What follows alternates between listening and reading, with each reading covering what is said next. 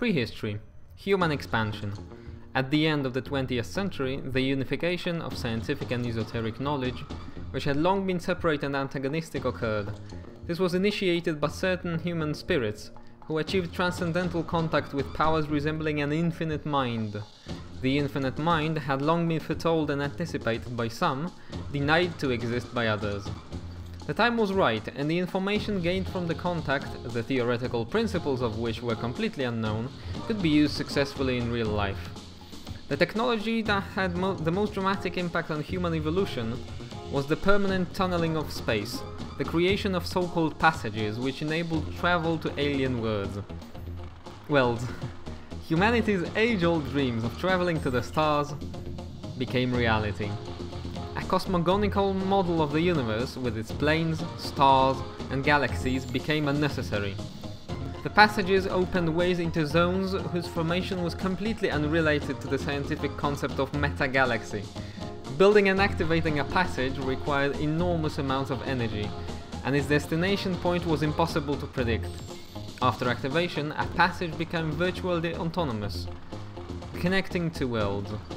Humankind rushed headlong to the new worlds, exploring and colonizing, unthinking and heedless of any consequences. While the finest minds assimilated knowledge from the new worlds, others bent on conquest rushed forth with vehicles of mass destruction. Very good. These explorers were uncaring of the philosophical aspects of their contact with other civilizations. Secure in the knowledge of their superior intellect, humans expanded and conquered new worlds for 100 years. The entire human culture was significantly distorted under the impact of the rapidly growing chain of worlds. Without even completing the reconnaissance and development of one world, the explorers would start building a new passage to the next. Unfortunately, only a minority of the new worlds became part of the chain, since the environment on many of them was extremely hostile to humans. Inevitably, the explorers' disregard and conceit reaped their just rewards. First contact. The Christ-Poe were entirely unfamiliar, nothing like the ugly little humanoid flying UFOs of the 20th century imagery. The collective mind of a Christ-Poe colony was totally unintelligible to the humans, with their individual psyches. The colony's flawless mechanism closely resembled earthly nests of insects. The appearance of the explorers from the passage was initially overlooked by the colony, preoccupied as it was with its primary function of territorial control.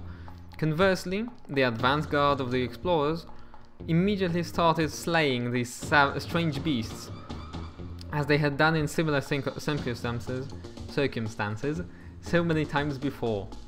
The consequences of this slaughter were catastrophic. By the time people realized their technological inferiority to the new enemy, the Christ-Poe had managed to enter the passage and had discovered the new unclaimed territories. Initially, they ignored the human settlers, although they did exterminate anyone foolish enough to get in their way. Disunited and defenseless, the settlers managed to seal off major cities, leaving the rest of the world to the Christ-Poe. Events progressed rapidly, and the passage to Earth was destroyed, leaving millions of the softy, as they were later to be known, owing to their physical helplessness, isolated with the Christ-Poe. Soon, the Christ-Poe sprang a new surprise. The human body served extremely well as biomass for the larvae. So we're getting some usual "they're eating humans" kind of stuff here. Genesis, the clash. The rapidly decreasing softy population attempted a last counterstroke. Huh. Okay. Inspired by the infinite mind. Genetic intrusion. This successfully drove the Christ-Poe back, and the epidemic threatened to harm the queen of the colony. The passage to the Christ-Poe homeworld, Cry, was blocked. The genetic intrusion unleashed during the clash between the softy and the Christ-Poe resulted in a combined genetic structure, so Well done there, humans. Oh, softies. In the following generations, biomolecular chaos erased all the original Softie and Christ-Poe and formed the sinister bouillon of spawn. Oh god, this is pretty dark. The majority of them had no chance of survival, but after a while, 3 basic varieties of the species, the bios, began to form from the diversity of mutant Losty. They were all characterized by a similar metabolism and psychobiological uniformity. The Christ-Poe anatomy proved to be more advanced and better suited for the local habitat. The Softie complex nervous system proved superior in terms of versatility. The Losty inherited these characteristics from their ancestors. The 4 basic worlds of the chain are now inhabited by the 3 bios, whose diversity traces back to the functional division of a Christ-Poe colony. The Christ-Poe. The Christ-Poe colony encountered by the pioneer Softie appeared to be a highly organized collective mind of insectoid organisms. However, all was not how it seemed.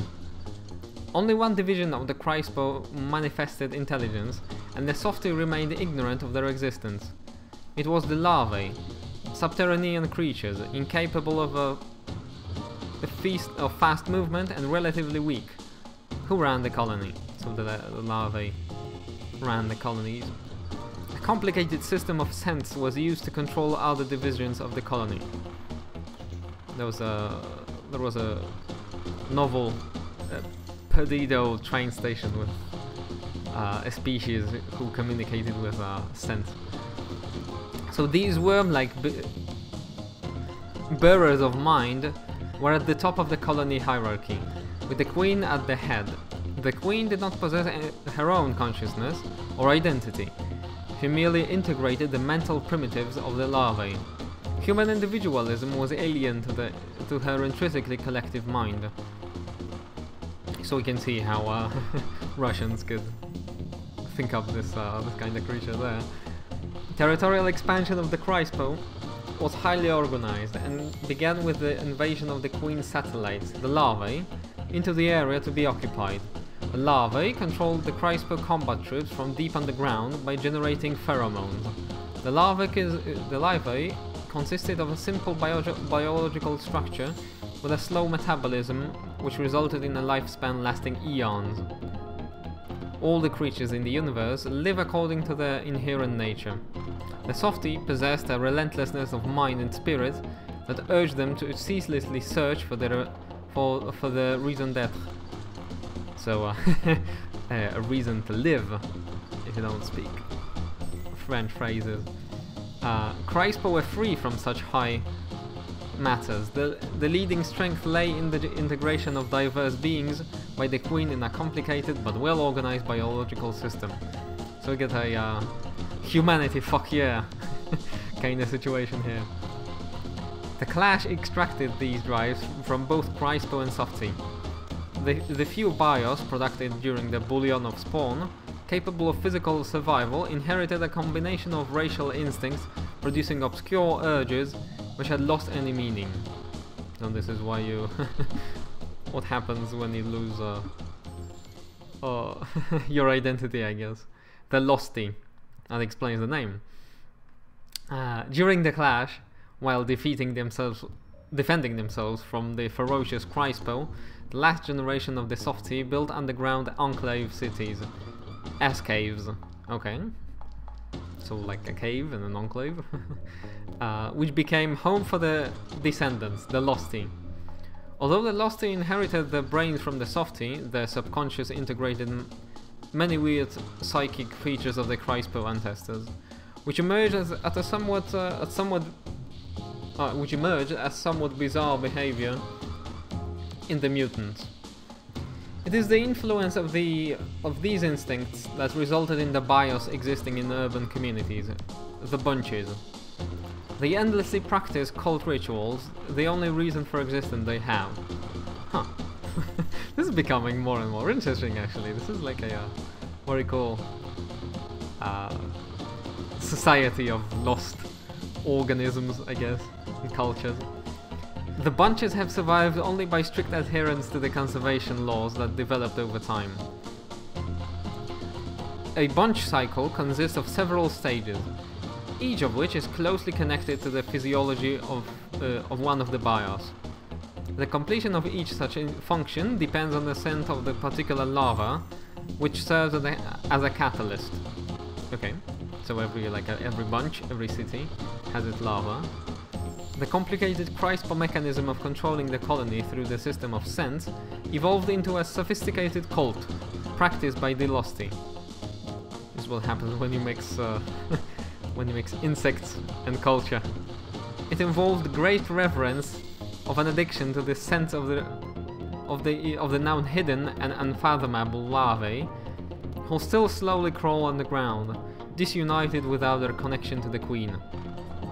Lost long ago when the passage to Cry was sealed. Okay, so when the passage to the Christ-Poe was sealed, all the remaining larvae lost the connection to the queen, and on their scent, seems like the Losty now live, or actually built a religion around the scent of the larvae.